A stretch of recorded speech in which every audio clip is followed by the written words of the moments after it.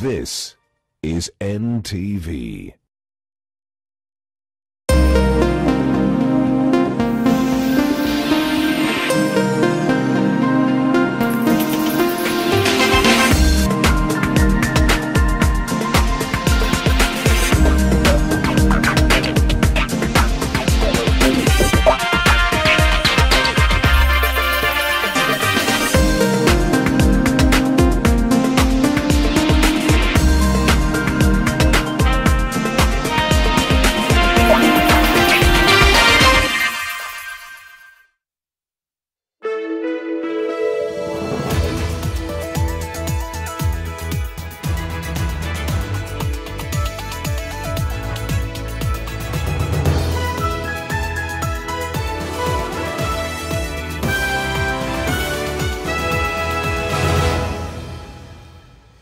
It's 2 minutes to the top of the hour, and the country is running out of time as when it expected the second dose of AstraZeneca. But you're just in time for the day's top stories. Tonight, the unrelenting concerns over COVID vaccine shortages as AstraZeneca's days in the continent seem to be numbered. It is very unlikely that AstraZeneca is going to be the vaccine of choice for the African continent. It is very likely that we are going to discuss and agree on Johnson & Johnson. Kenya to receive 150,000 doses from African countries as the medicines face expiry. Also tonight, she is not yet an adult, was gang defiled and 6 months pregnant.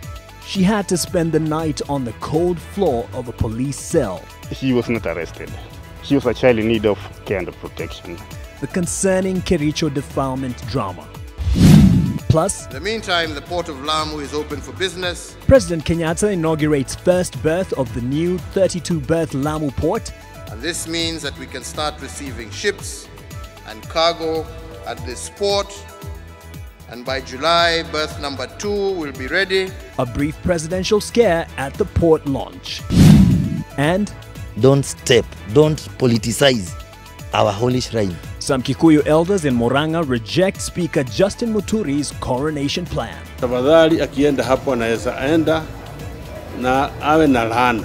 Na mtu akijaribu kwenda pale anaweza fanya hata yeye aanze kurudi nyuma na aanze kuwa mtu amepotoka.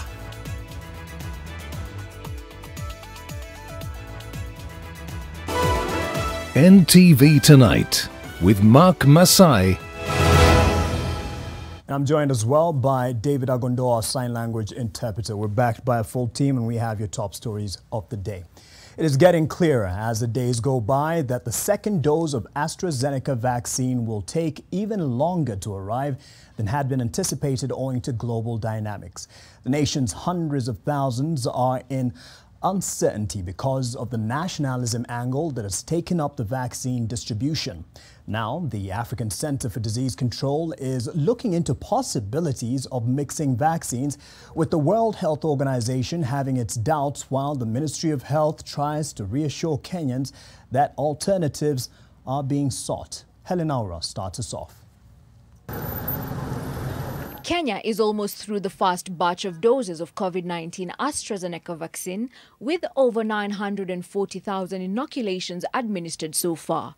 And the second dose was initially meant to have arrived end of May, but that has since been pushed to June, but not with a definite date. With uncertainty, there is an increasing push to get alternatives. Given what is happening in India, and given the difficulties that the Indian people are going through and the population of India, it is very unlikely that AstraZeneca is going to be the vaccine of choice for the African continent going forward. It is very likely that we are going to discuss and agree on Johnson & Johnson.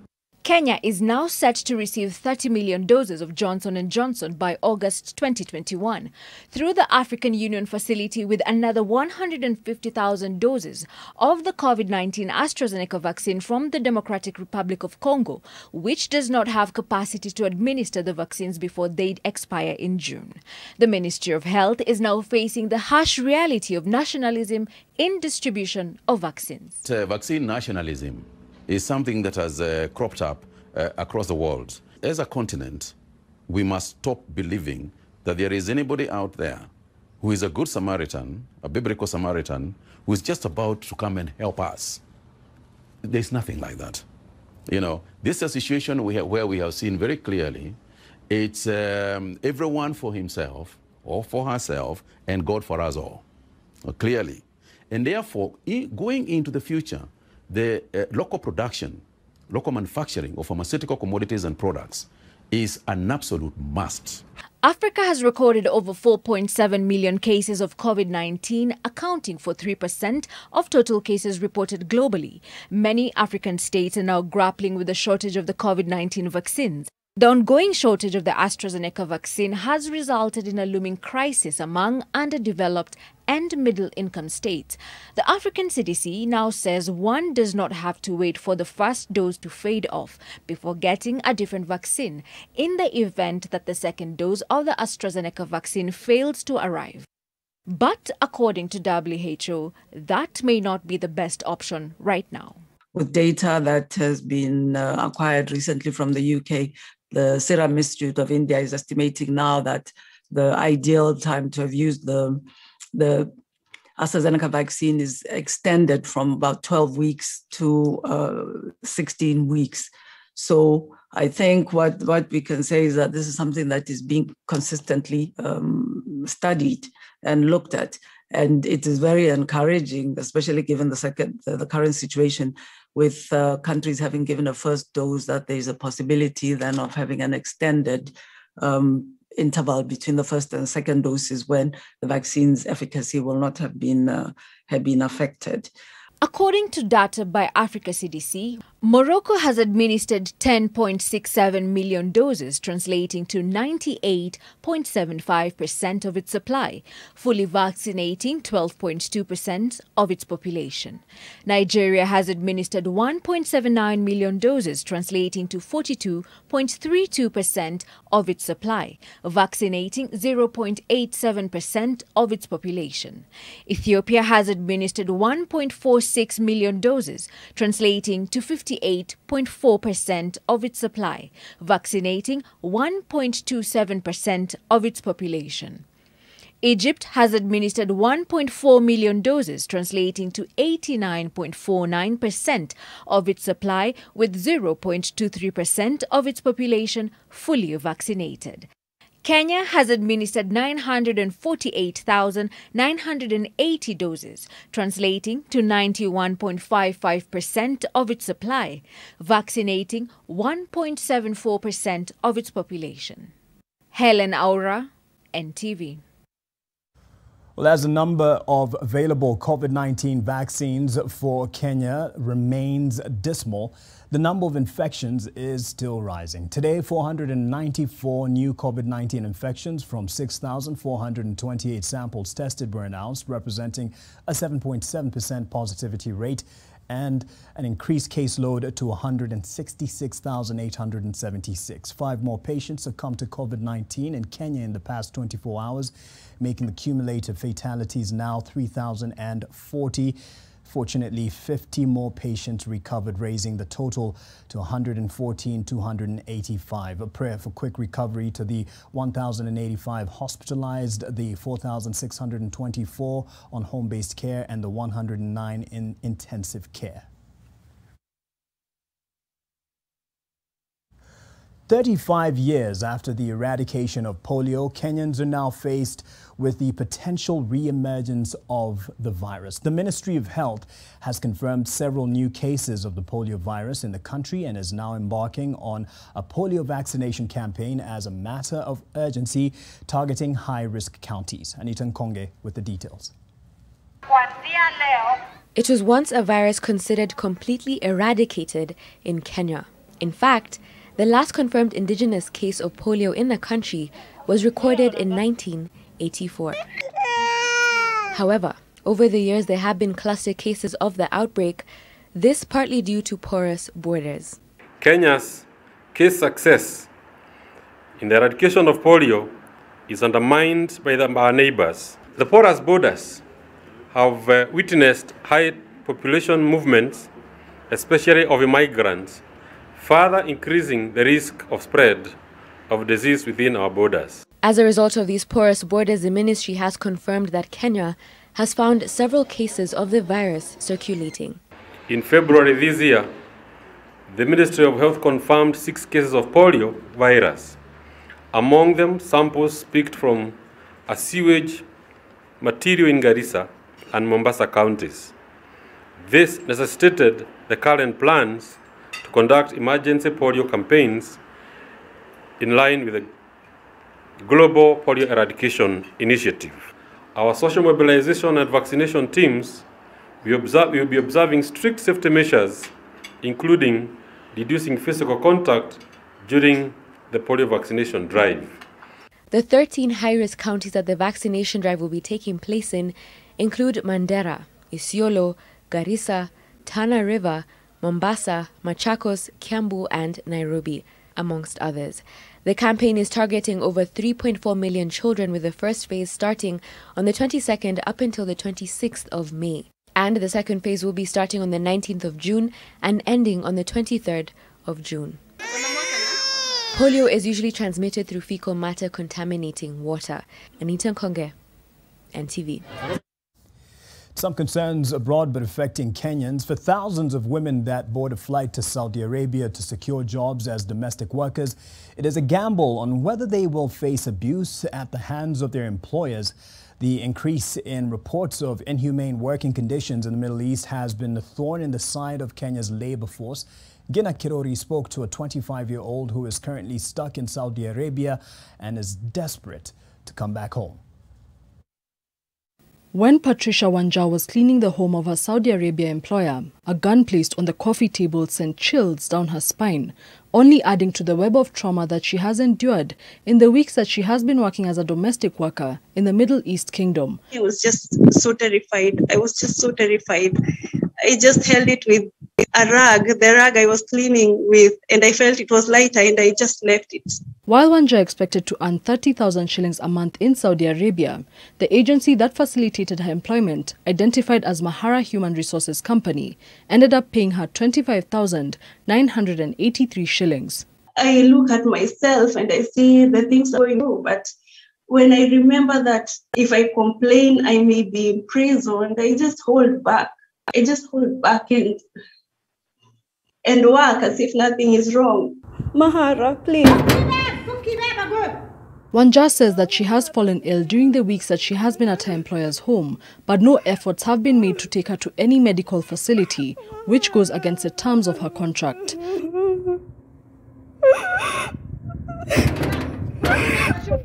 Another time I was cleaning the flasks and one of them broke and the lady just threw it at me like that. And she was asking her husband, what do we do with her? And I got so scared. Her motivation for returning home is to see her 2 children once again, especially since they are aged 1 and 7 respectively. When I was coming here, I had told my daughter that I'm coming here so that we can build a home for ourselves, so that I can have some savings. And the desperation for lucrative job offers in Middle Eastern countries has been behind the decision by many women to travel to a foreign land, as they say job opportunities in Kenya are hard to come by. The surge in reports of women being exploited and abused by their employers in the Middle East led to the government requiring all agencies recruiting Kenyans seeking employment in Saudi Arabia to pay 1.5 million shillings as a security bond in 2019. The agreement also required any Kenyan domestic worker to be paid an average salary of 30,000 shillings. Wanja is now appealing to the government to help bring her and many other girls suffering from abuse back home. Gina Kirori, NTV.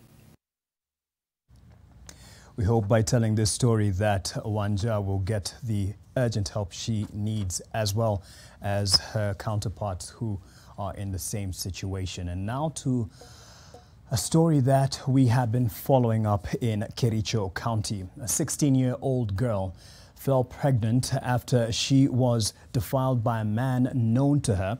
And as the probe continues, Wednesday night was a tough one for the innocent girl who was forced to sleep in a police cell on the bare floor, adding to the discomfort her pregnancy causes when she lays down to sleep. She says she was hungry and cold. The area police boss tried to justify the decision. Will you buy it? Well, let Lois Wangoi give us the details and then you decide. Wednesday night was a long, cold and difficult one for the 16-year-old girl. While off camera, she narrated to NTV of her night inside a cell at Societe Police Station. She had committed no wrong. About 6 months ago, she was defiled by a man known to her and she fell pregnant. With the probe ongoing, the Belgut Sub-County Police Commander summoned her and she arrived at the station with her mother, who was asked to leave the expectant teen at the police facility. She was not arrested. She was a child in need of care and protection. We, as the police, we needed to know the age. Because remember this pregnancy, and this pregnancy is 6 months old. While the area OCPD sought to explain and justify what warranted holding the terrified minor overnight, the girl says she slept hungry on a hard, cold, bare floor and the discomfort was worsened by her being pregnant. She feels like justice is increasingly appearing to be a mirage. The man she identified as her abuser walks free. The police are yet to go with the girl's account, having named her 45-year-old next-door neighbor as the man who assaulted her. It is them, the person who alleges that ABCD happened. Let him or her come to the police station and give us that evidence. The community at Chemosot village, where the girl hails from, recently held demonstrations demanding justice for her, claiming the matter remains largely unaddressed. Lois Wangoi, NTV. Well, if the authorities don't do anything, including Anthony, the police boss there in Belgut, we definitely will keep an eye on this story and push on until this young girl gets the justice she deserves. There is a plot to stop the Saturday anointing of the National Assembly Speaker, Justin Muturi, as the Gemo community spokesman, with a section of leaders and elders from Murang'a County saying their local shrine has been abused and politicized. According to some Kikuyu Council of Elders, the planned Saturday event is not sacred, but organizers of the event insist it will go on. NTV's senior political affairs reporter Kennedy Mureithi with the details of the intrigue surrounding the ceremony. Preparations for an event to crown National Assembly Speaker Justin Muturi as the Gikuyu, Embu and Meru spokesperson are ongoing at the Murang'a Shrine, as anticipation builds over the significance of the ceremony. Justin Muturi anakuja hapa kumuridhi aliyekuwa kiongozi wa Gema, yale ambaye anaitwa Njenga Karume Mheshimiwa the late. But the plan may run into headwinds if statements coming from some leaders in Murang'a County are anything to go by. There is a scheme to either disrupt the function or make sure it does not happen at all. We will guard that place and we will make sure that they will not access Mukurwe wa Nyagadhanga. That's a holy shrine that our forefathers used to pray when it was not raining and it rained.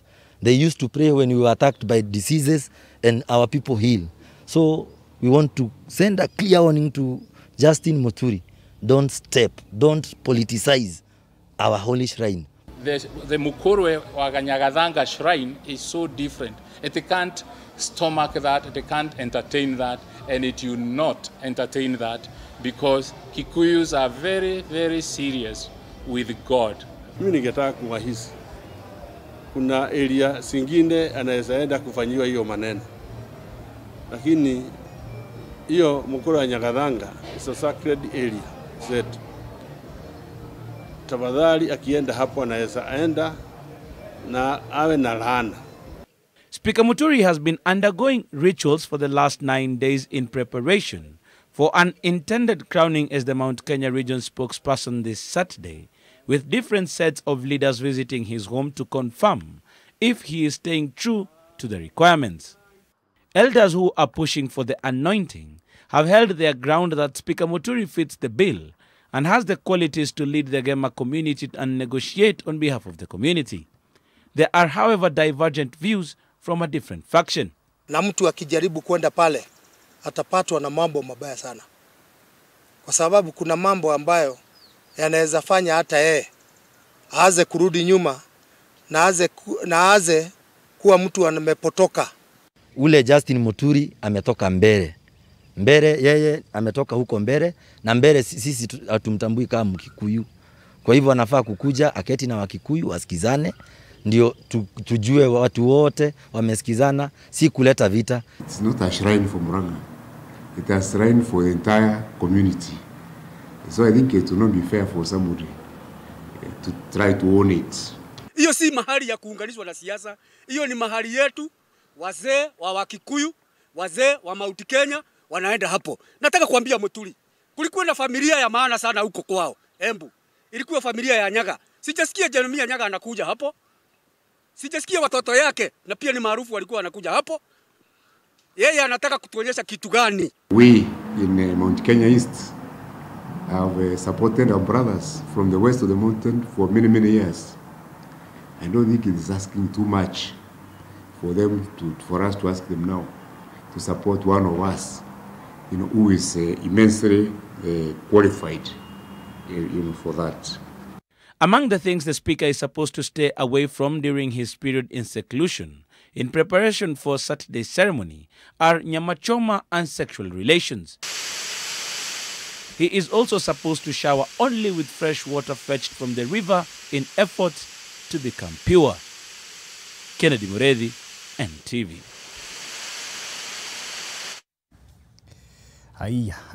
That and 18 is when we will take a break at that point. There's little I can say to add to this story. That will be the talk of town into Saturday as we follow whether he will be actually coronated or installed as the spokesperson of the Kikuyu or Mount Kenya region, and more stories to follow after this break.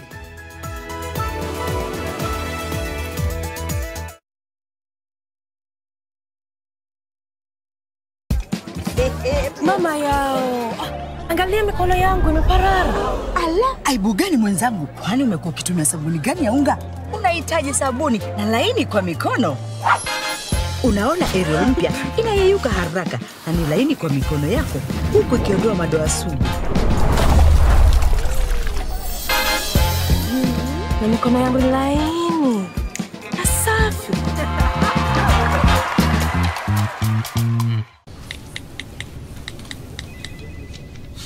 Wow, thank you for your time.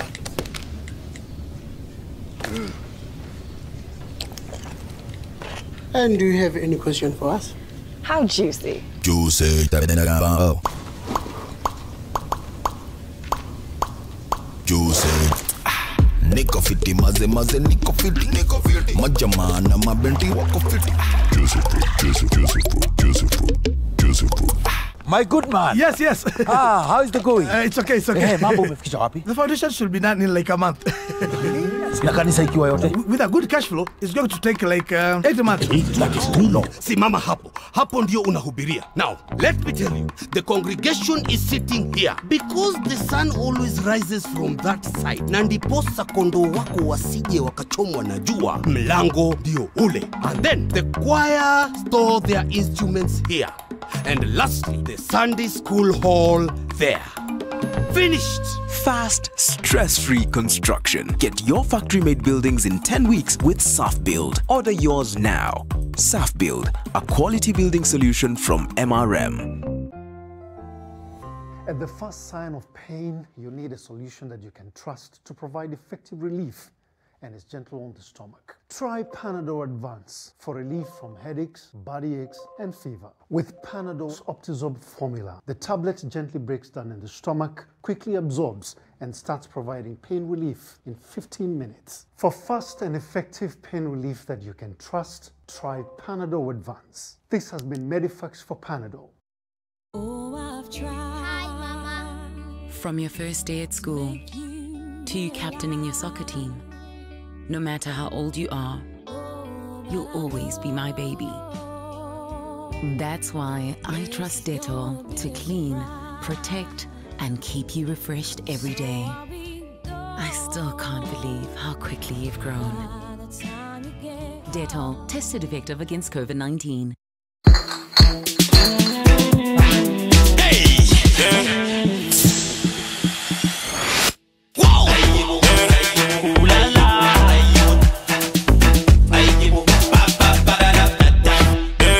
Karibu kwenye kipindi kingine cha Wakenya wakisongesha pesa zao.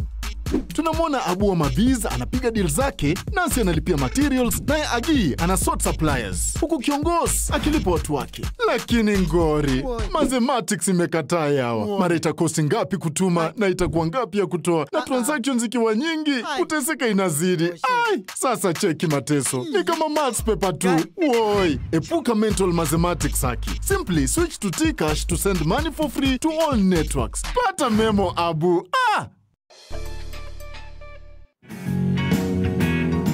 Bang you letter confidence.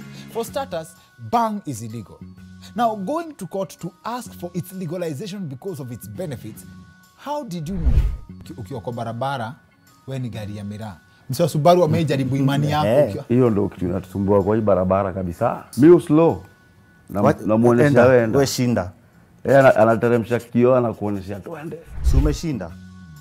15 minutes after hata akumbuki utapita tu. Own a plot of land at the Garden of Joy off Kangundo Road. Invest 630k deposit and enjoy your freedom with 19k cashback. Call us on 0790 300 300.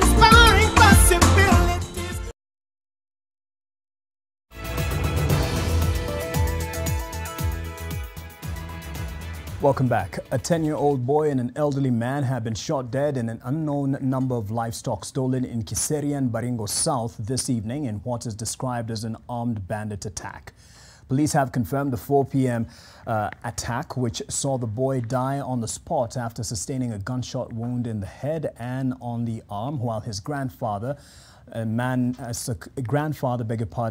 succumbed to the gunshot injuries to his stomach while being rushed to hospital. The bandits ambushed the duo while herding at Bartulo Hill within the locality.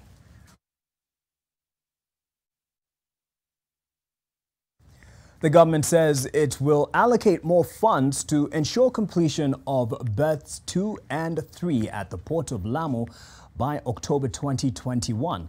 This follows President Uhuru Kenyatta's official commissioning of the first berth as he appealed for investors to seize business opportunities available in the area.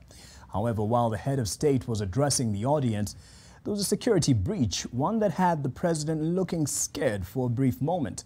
Kevin Mutai captured that moment and more. The first berth at the port of Lamu is now operational with 2 cargo vessels christened MV Sigo and MV Carmel docking at the facility.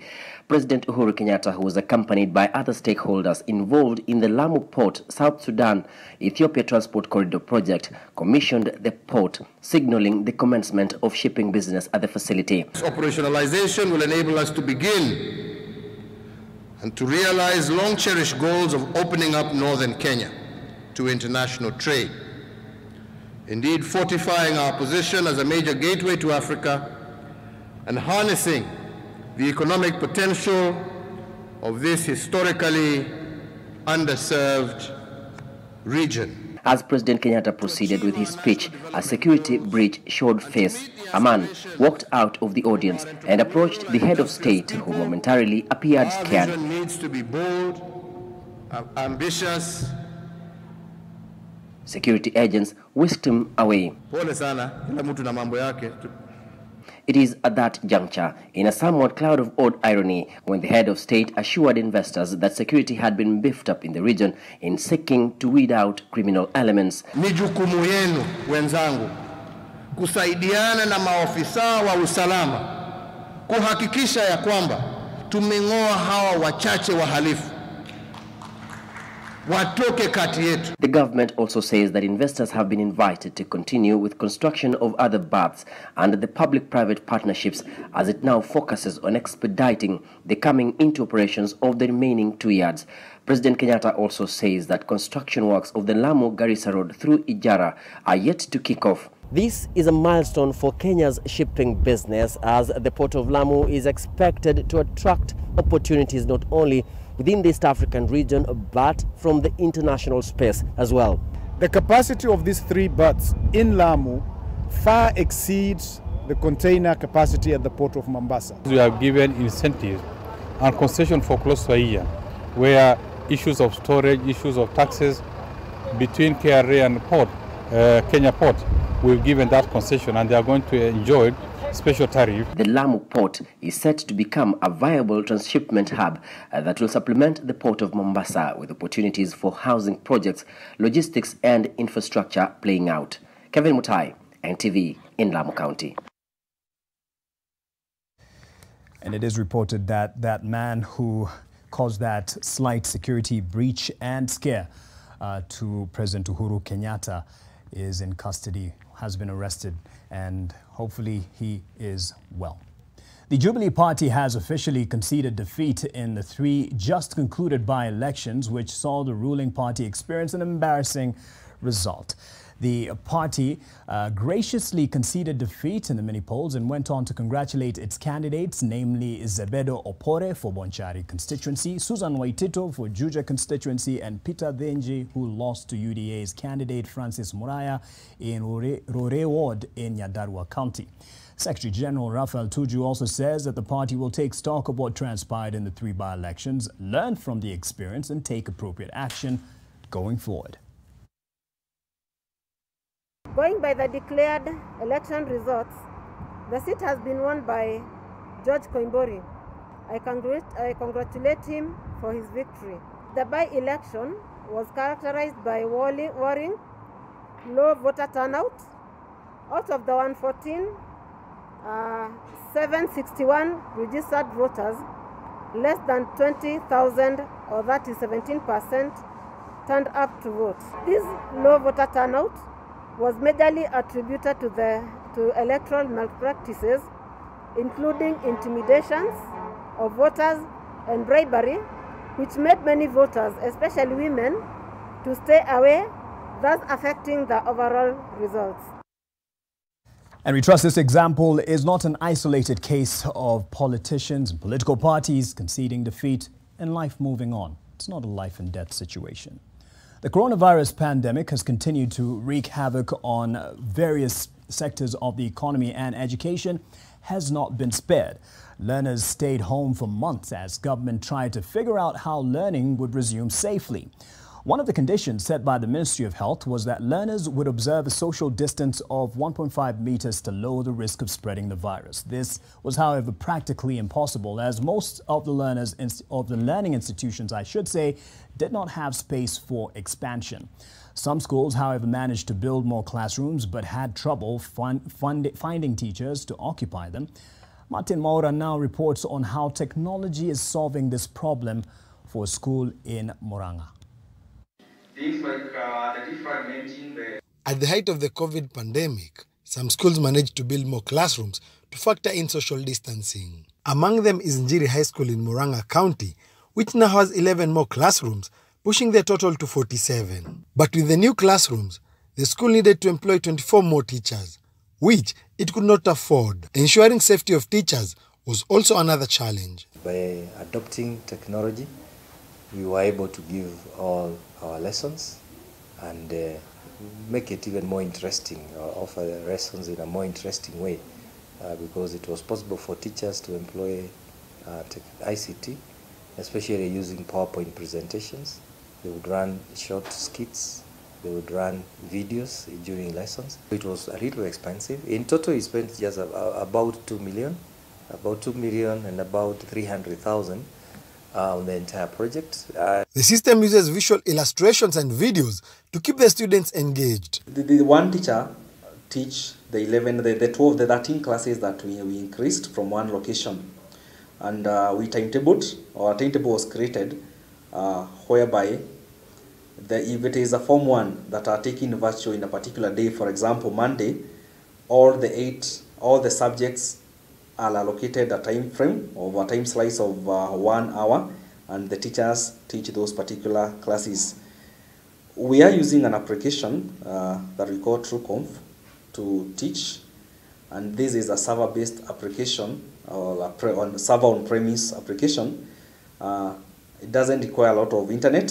Our school runs under a 5 Mbps per second, and that is very little internet. It is an application, an online application that is very fast, doesn't have downtime. At the moment, Njiri School is believed to be the only public school in the country using such a system. And the school is hopeful that as it expands, it will be able to have the lessons run even from home. The setup is in a way that a teacher has a laptop or uses a laptop to teach. The laptop is connected, has a microphone, an external microphone to be able to capture the voice of the teacher. It also has a camera to be able to capture the teacher and whatever the teacher is writing if the teacher is not using PowerPoint.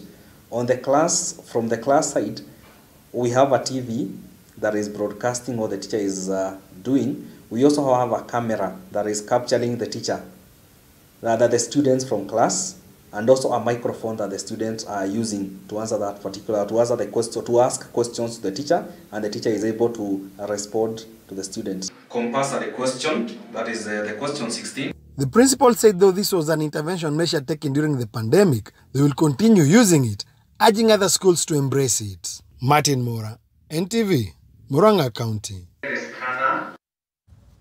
From our man in Murang'a, Martin Mora, that takes us to another break. Dan Mwangi is handling business after that.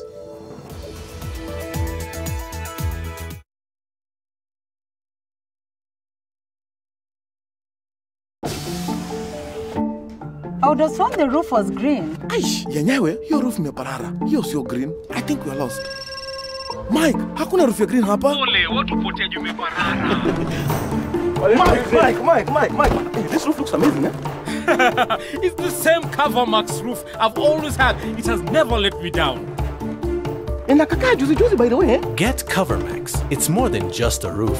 It's color that lasts with advanced color technology. Unaona jenga lini? Tulia Joe, unaniwekea pressure tena.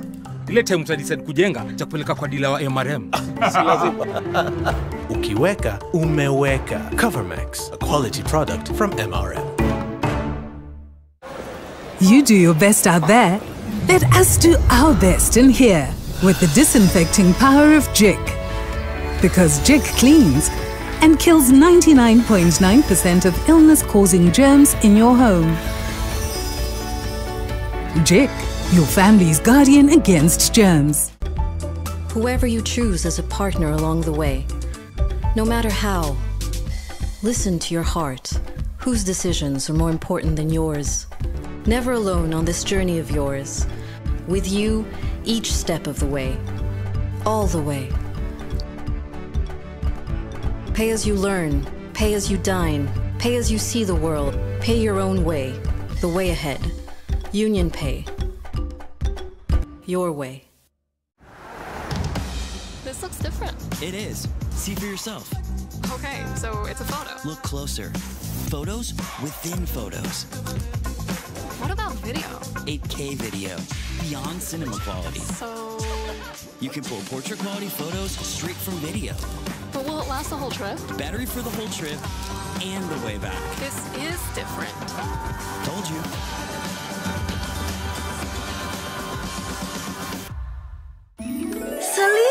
Selena! Don't get puzzled. She's my twin. I shine your toilet. And I bathroom. So, is your bathroom clean? Yes! Presenting the new Harpic Bathroom Cleaner. Compared to ordinary detergents, its thick formulation gives you superior cleaning and kills 99.9% of germs and viruses all around the bathroom. Blue? For the toilet. And red? For the bathroom. Harpic Bathroom and Toilet Cleaner. Cleans and kills 99.9% of germs and viruses. If there's one thing that all soaps do, it's wash. From buckets to basins, bathrooms to streams, and everything in between. Oh, real soaps wash. Yes, but Protex is different. It's reinvented formula with flaxseed oil. Boosts your skin's natural anti-germ defenses by 10 times more, protecting you against 99.9% of germs. So what keeps us healthy? Protex. Protex. Good health starts here.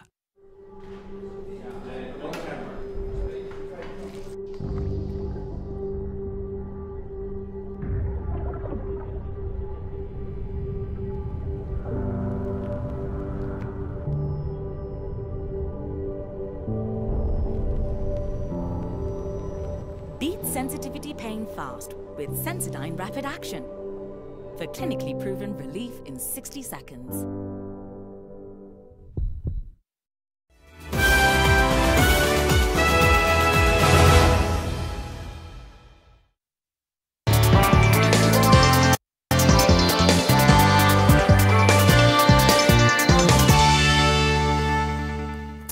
Good evening and welcome to NTV Business. I'm Dan Mwangi. Now, the World Bank's commercial lending arm, thus the International Finance Corporation, IFC, has announced a 216 billion shillings commitment targeting support for micro, small and medium-sized businesses in African economies, including Kenya. According to a statement from the IFC, 108 billion shillings of this support will be disbursed through loans and equity financing for micro, small and medium-sized businesses across the continent. The combined 216 billion shillings package is one of the IFC's largest ever commitments to Africa and comes as the continent grapples with the ongoing fallout from COVID-19, particularly within the micro, small and medium-sized segment of the economy. Another 108 billion shillings of the support will target trade through provision of trade guarantees and risk-sharing facilities. Stakeholders in the private sector continue to pivot their businesses in light of the disruption accelerated by the COVID-19 pandemic, with the latest being Liquid Intelligent Technologies, which has today announced its business transformation from a telecommunications provider to a technology group. Through the transformation, the Pan-African Digital Solutions Company seeks to widen its array of solutions in line with evolving market trends in Africa. The rebrand to Liquid Intelligent Technologies will see the firm deploy more resources to cloud solutions and cybersecurity alongside its already existing footprint in data centers. The regional chief executive officer says businesses need to realign strategy to harness new opportunities unleashed by the COVID-19 pandemic. You know, Liquid Telecom across our footprint on the continent and in Kenya and East Africa region has been known for being a state-of-the-art provider of connectivity and data center solution. And we have always seen that obviously the market is going towards digital transformation. Our customers and the economy at large are looking at the fourth industrial revolution and seeing how they can harness the benefit and the opportunities that these new technologies are bringing. And it has been in our roadmap, and it has been in our customers' roadmap to actually bring in new state-of-the-art solutions to help them along this digital transformation. And yes, unfortunately, the pandemic has struck and has accelerated all of this. With capital being a chief source of concern for many companies, there is an emerging avenue of funding for enterprises which are willing to tackle climate change head-on. But how many are aware that green financing actually exists? Alex Mwangi reports. In his State of the Planet address last year in December, the Secretary General of the United Nations, Antonio Guterres, spoke of the three imperatives needed to address the climate crisis. The second of those is that we have to align global finance behind the Paris Agreement. The seriousness of the climate change crisis has prompted funding to be made available for businesses that are embracing the green agenda. We've seen different organizations coming up with products and services that are there to finance renewable energy. So they will pump in the capital, you use it. Once you're done and you feel you're comfortable, they commission everything, then they operate. So they go through the build, own, operate, transfer type of business model. And I've seen also the banks, they're now introducing the green bonds. So I believe they will also come up with a way of analyzing and assessing organizations as they move green towards within now the banking sector. Going by the amount of money available as an incentive for the construction sector to go green, there is a healthy ecosystem of funding available for businesses in other sectors to take up the green agenda. The projected financing that is available for green buildings is $25 trillion. Are there policies in government for businesses to embrace the sustainability initiative? Policies, there are many, very many. First is that as a country, we have the National Climate Change Policy Framework. The Kenya Climate Change Act 2016 is another one that outlines it. Now, when we come again into green economy, we have the Green Economy Strategy and Implementation Plan, which covers the same. When we go into agriculture, there's promotion of climate-smart agriculture. Globalization and the opening up of markets such as the African Continental Free Trade Area mean that enterprises should grab every opportunity to cut costs and become more competitive. We've seen organizations managing about 30% in terms of savings. So you can see that reduction can actually enable you have prices, competitive prices in the market. According to the UN, the pandemic-linked economic slowdown will make a negligible difference to long-term emissions and temperatures. Alex Mwangi, NTV. Now, barely a fortnight after mobile-based lending firm Branch International secured the Competition Authority of Kenya's approval to acquire a controlling stake in Century Microfinance Bank, another acquisition has been consummated in the microfinance landscape. Djibouti's Salam Africa Bank has concluded the acquisition of Uwezo Microfinance Bank, which has an asset base of 168 million shillings, including a loan book valued at 68 billion shillings. The transaction was approved by both the Central Bank of Kenya and the National Treasury earlier this year. Salam African Bank now faces the task of turning around Uwezo Microfinance, which reported a loss of 31 million shillings as of the last filing, with 80% of its loan book in non-performing capacity. Salam African Bank holds 30% of the total bank accounts in Djibouti.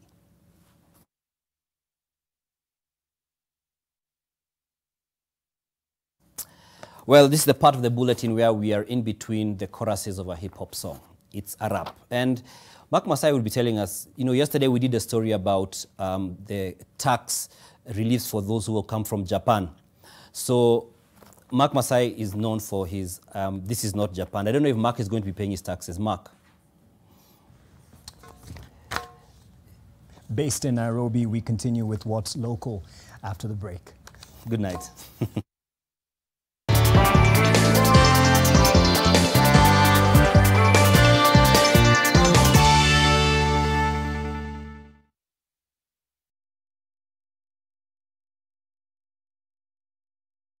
Hot 10T is the latest Infinix smartphone with super fast and smooth display with 90 GHz refresh rate, 48 megapixel clearest camera with a nightscape image performance for good photos, even at night. Enjoy smooth and fast gaming experience supported by Helio G70 on Hot 10T. Stay on power with Hot 10T, 5000 mAh super large batteries. Buy Hot 10T now in all Infinix outlets countrywide. You'll get exclusive gifts, 2.5 GB Safaricom data for free, and also have a chance to win Infinix Smart TV. Tajirika na chuma. Whether it's TMT bars, hollow sections, angle lines, or any other steel, we've got you covered. Add chuma points every time you purchase steel at any of our factories. Redeem them at your next purchase. Add 1 point for every 100 shillings spent. Visit tononoka.com for more information. Terms and conditions apply. Tajirika na chuma. Tajirika na tononoka. Chuma si chuma, chuma ni tononoka.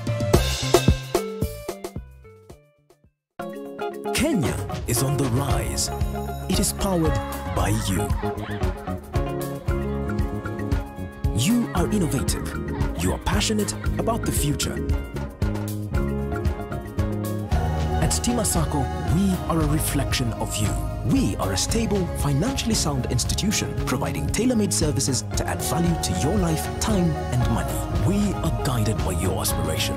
We are Stima Sacco, a true reflection of you. In February 2021, confirmed cases of poliovirus were reported in Garissa and Mombasa counties because of outbreaks from neighboring countries. From Saturday the 22nd to Wednesday the 26th of May 2021, the Ministry of Health and its partners will conduct a house-to-house polio vaccination campaign in 13 counties that are most at risk. Vaccination teams will adhere to the COVID-19 safety measures such as wearing a face mask, hand hygiene, and physical distance. To minimize physical contact, mothers will assist to open the child's mouth for vaccine administration. The polio vaccine and all other vaccines have been tested and are safe and effective.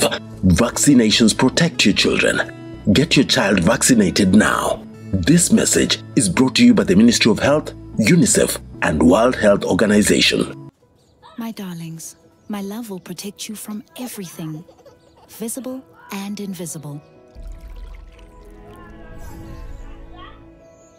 We might not always have plenty, but we will always have enough. And whatever Mama touches will magically turn into more for you. Just one capful of Dettol is enough to disinfect surfaces and protect your family and your home. This advertisement has been vetted and approved by the FDA. Naima Ahmed, natumia offer ya extra mini. Duka yangu iko hapa beach na vitu labda nataka ziko markiti, nikipiga tu na naletewa sahihi. Wakenya wengi wanaendelea kuzawadika kila siku kwa kutumia tunukiwa. Piga *444# ili utunukiwe leo. In a world of fake news, Kenyans need the truth. When Kenya's foreign debt goes through the roof. When our athletes cover our nation with glory on the global stage. When they steal from Kenyans in a pandemic. When Kenyans cannot breathe due to the high cost of living. You deserve the truth. The Daily Nation brings you the truth. We are bold for you, full of courage for you. We are resilient for you. Telling Kenya's stories without fear or favor, because you deserve the truth. Daily Nation, the truth.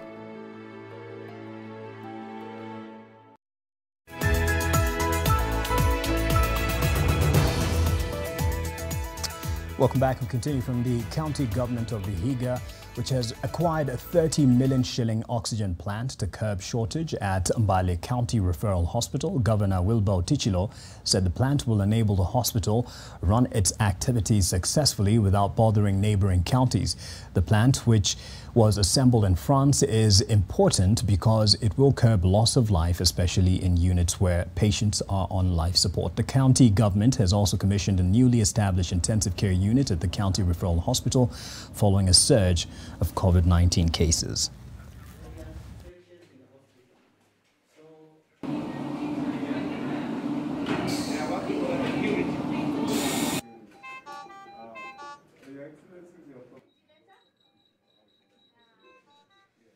We have a new variant that has cropped in our region, in the Lake region economic block. The most important ingredient that is required first is oxygen. The oxygen plant has come at a very important time.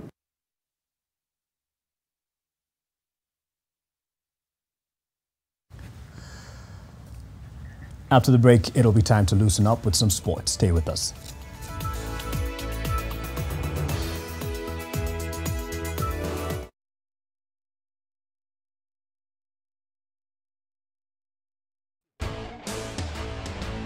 The policyholders' compensation